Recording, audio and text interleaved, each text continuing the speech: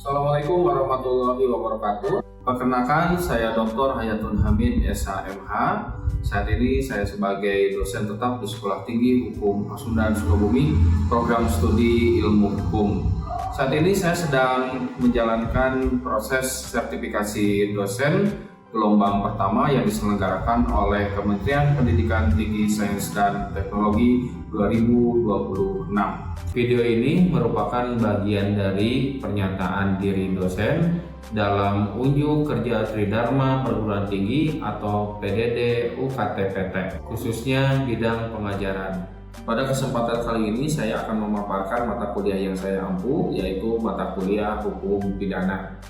Adapun deskripsi dari mata kuliah Hukum Pidana ini adalah mata kuliah yang memiliki bobot 3 SKS, dan mata kuliah ini merupakan mata kuliah wajib yang diberikan kepada mahasiswa di semester 2. Adapun deskripsi dari mata kuliah Hukum Pidana secara materi adalah mempelajari tentang bagaimana hukum pidana dalam eksistensi sistem hukum di Indonesia, definisi hukum pidana secara material, definisi hukum pidana secara formil, perkembangan hukum pidana di Indonesia, teori pemidanaan, jenis-jenis tindak pidana, dan perkembangan kitab undang-undang hukum pidana baik dalam paradigma klasik ataupun paradigma modern. Kode mata kuliah hukum pidana ini adalah MHKK 205. Hukum pidana dalam hal ini memiliki 16 kali pertemuan, yaitu pertemuan pertama sampai pertemuan ke-7.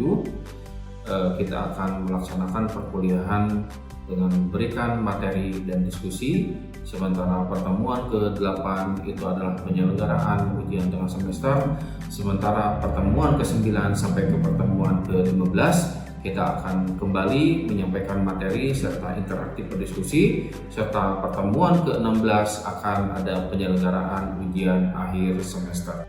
Berikut ini adalah CPL dan CPMK mata kuliah Hukum Pidana.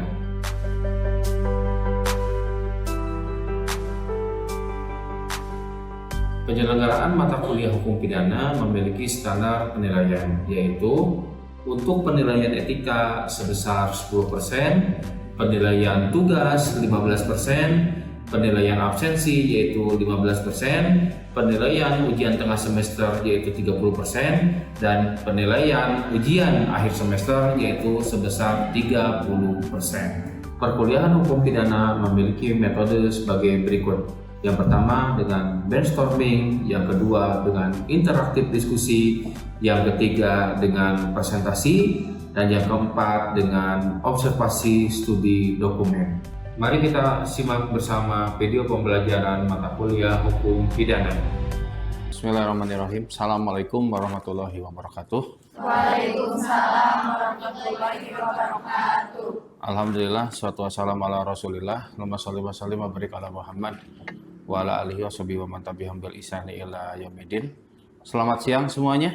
Siang. Sehat-sehat ya.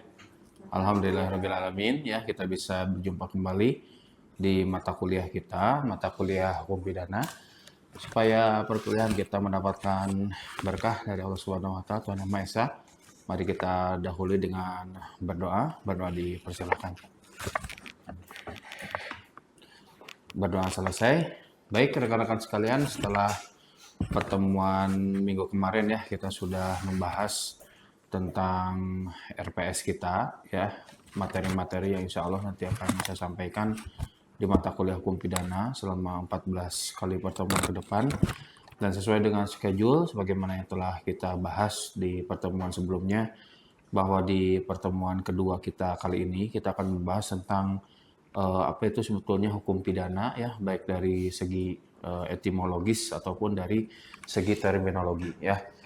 Jadi rekan-rekan sekalian, tentu rekan-rekan sering mendengar ya istilah pidana atau hukum pidana gitu ya.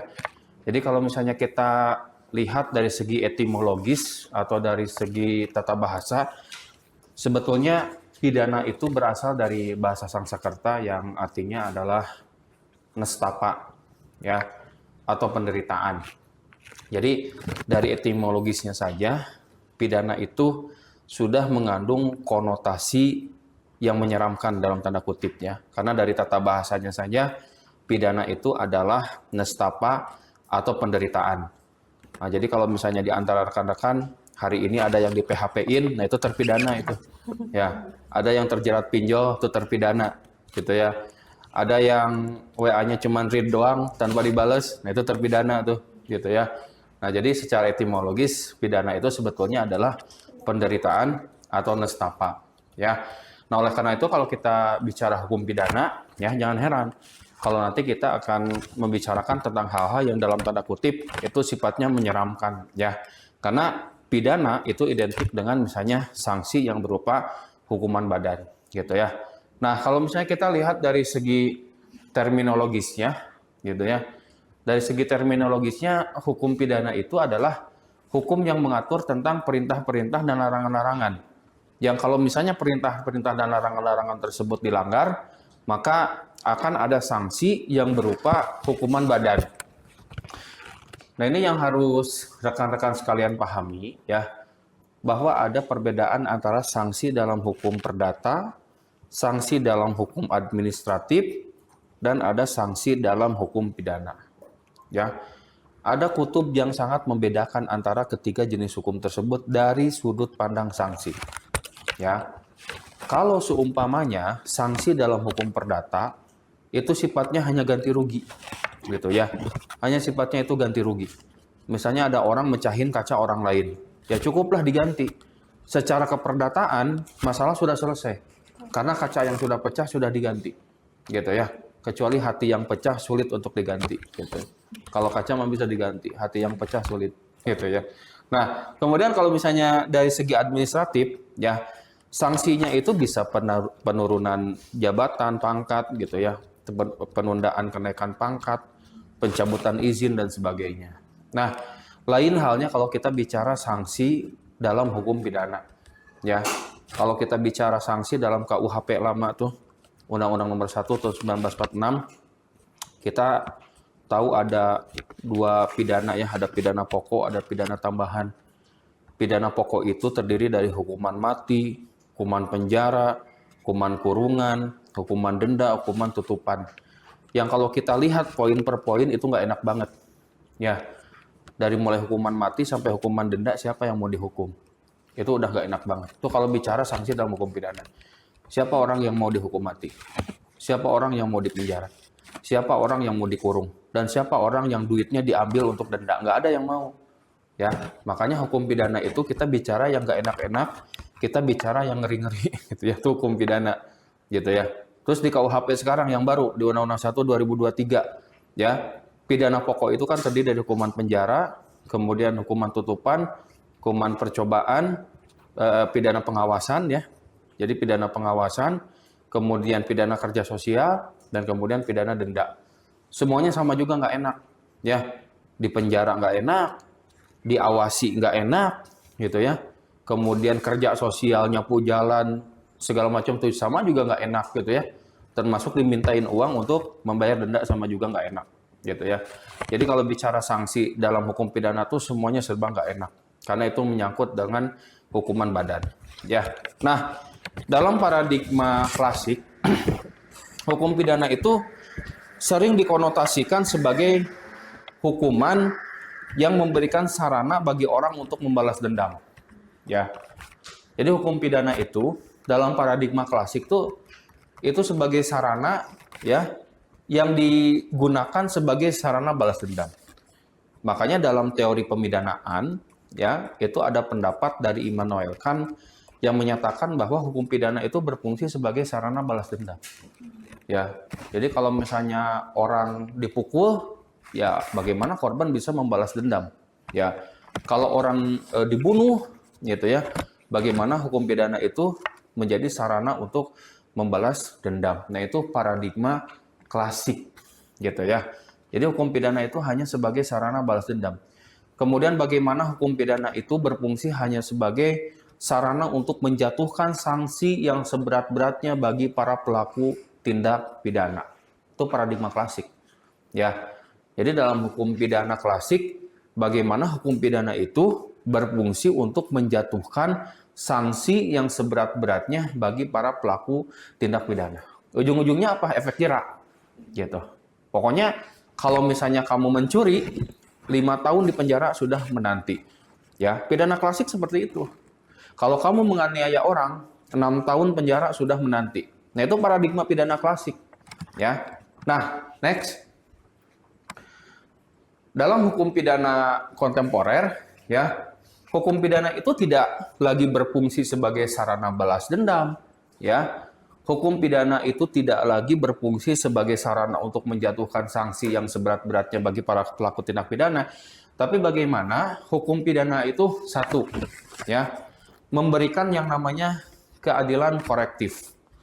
Itu dalam paradigma hukum pidana kontemporer yang kekinian, ya. Jadi bagaimana hukum pidana itu memberikan keadilan yang korektif. Jadi perilaku seorang pelaku tindak pidana, perilaku seorang pelaku kriminal, perilaku pelaku seorang penjahat, ya, itu dikoreksi oleh hukum pidana, ya. Jadi hukum pidana itu memberikan koreksi kepada perilaku, ya, orang-orang yang melakukan kejahatan, bahwa yang kamu lakukan ini salah loh, gitu, ya. Berbeda dengan paradigma klasik. Kalau paradigma klasik itu nggak ada urusan. Pokoknya ketika kamu mencuri, 5 tahun udah menunggu. Kamu membunuh 20 tahun udah menunggu. Tapi tidak ada kewajiban negara untuk memberikan koreksi. Ya, meyakinkan kepada pelaku tindak pidana bahwa yang kamu lakukan itu salah. Ya. Makanya dalam paradigma hukum pidana kontemporer atau hukum pidana modern, bagaimana hukum pidana itu memberikan sarana terhadap para pelaku tindak pidana agar dikoreksi perbuatannya dan meyakinkan bahwa itu kekeliruan. Itu adalah hal yang sangat salah, yang kau lakukan itu salah, gitu ya. Sehingga apa? Ketika seseorang dikoreksi terhadap perilaku yang dia lakukan, maka akan timbul kesadaran. Ya, sebaik-baiknya orang itu adalah orang yang ketika dia melakukan kesalahan, dia sadar akan kesalahannya. Itu sebaik-baiknya orang.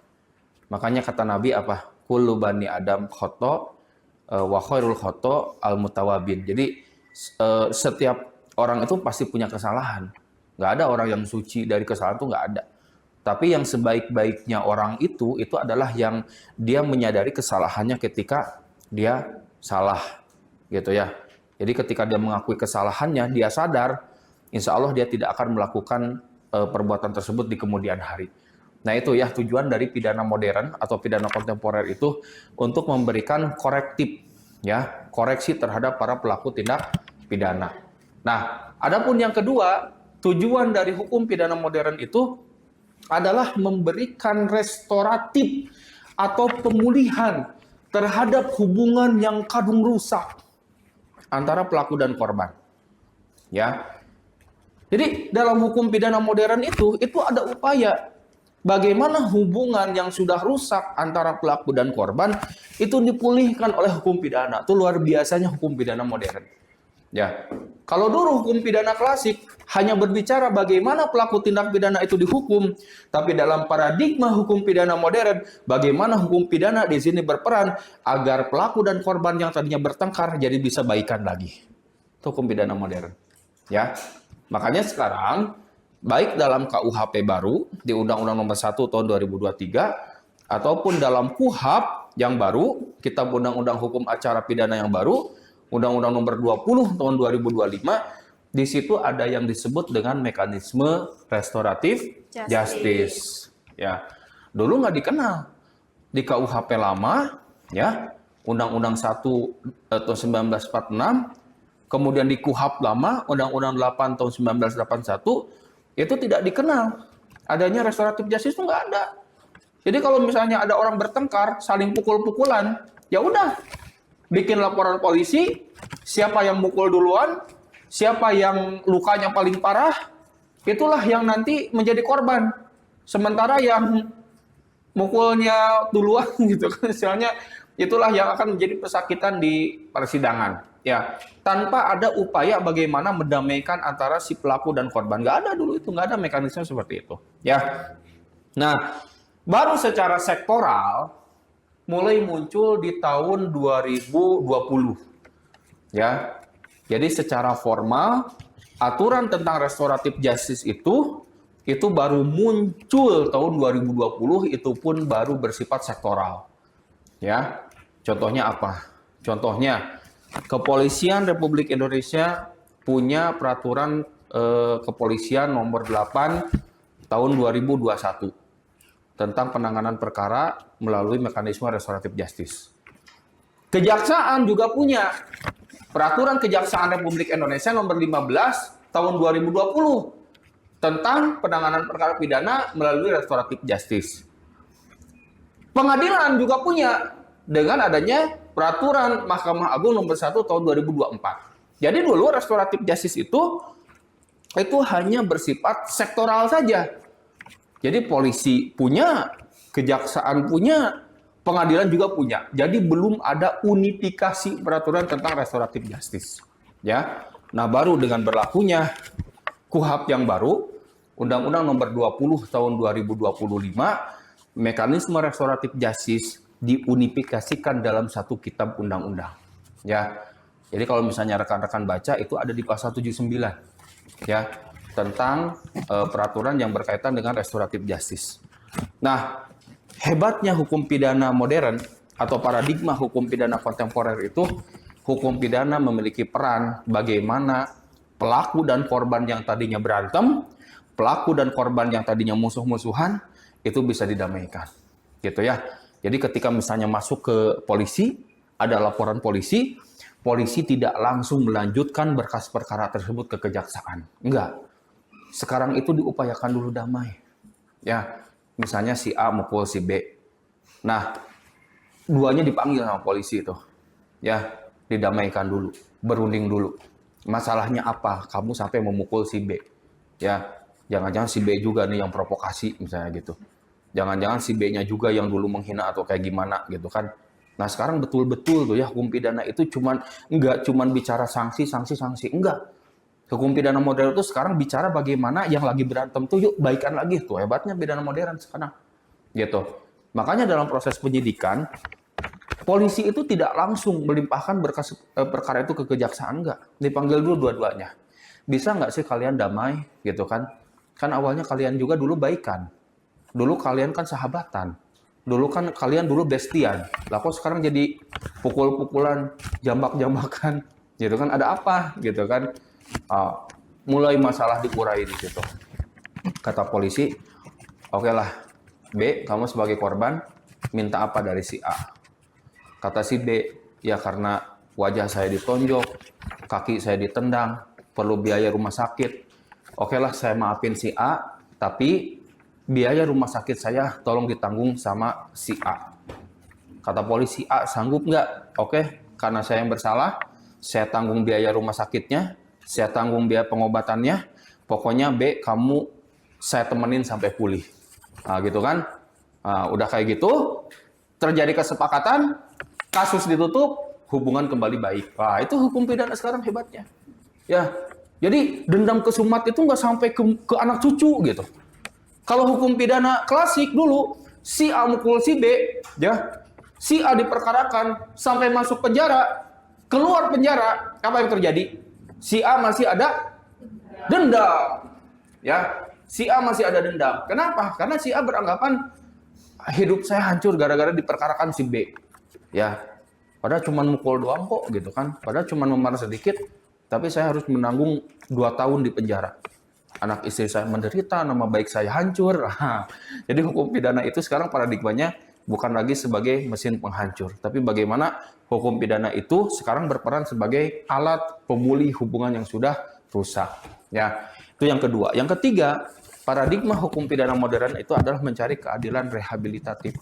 Ya, jadi bagaimana hak korban terutama yang dia sebagai korban dari suatu tindak pidana itu kemudian keadaannya dipulihkan, ya, yang tadinya dia memar-memar, yang tadinya nama baiknya dicemarkan, yang tadinya nama baiknya difitnah dan sebagainya, yang dia pernah dilecehkan, gitu kan?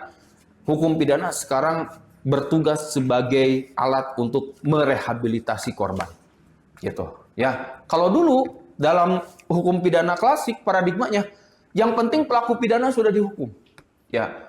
Yang penting pelaku pidana udah di penjara, udah negara sampai di situ tugasnya. Tapi sekarang enggak. Dalam paradigma hukum pidana modern, negara harus bisa mendampingi korban pelaku tindak pidana itu sampai dia bugar kembali. Itu peran negara sekarang.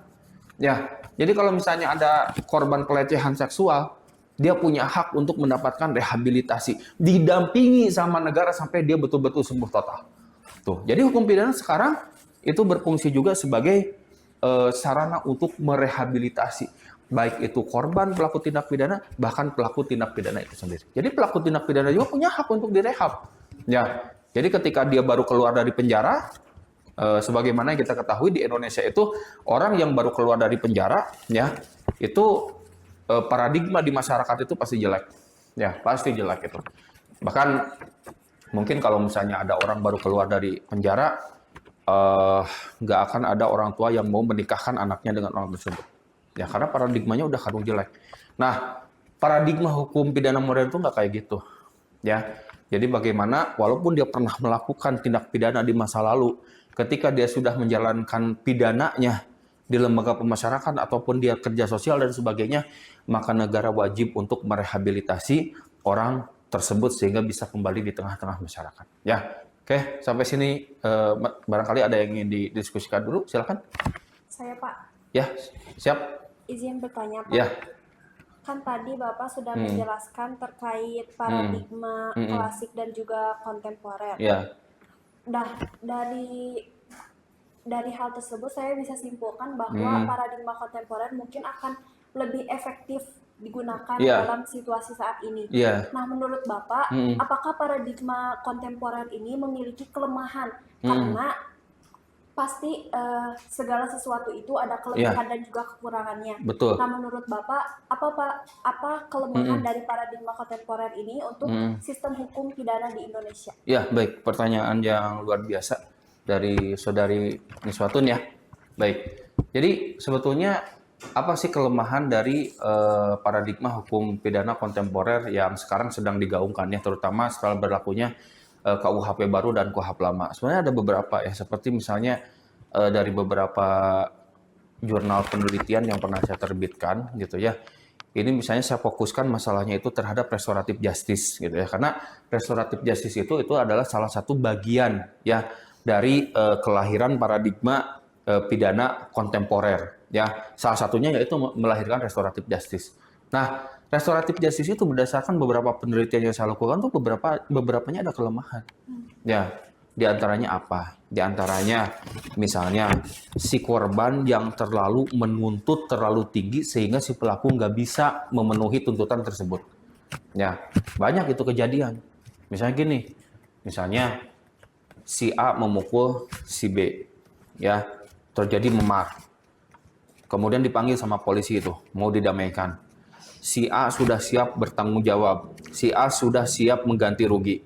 Tapi si B nuntutnya di luar kemampuan si A.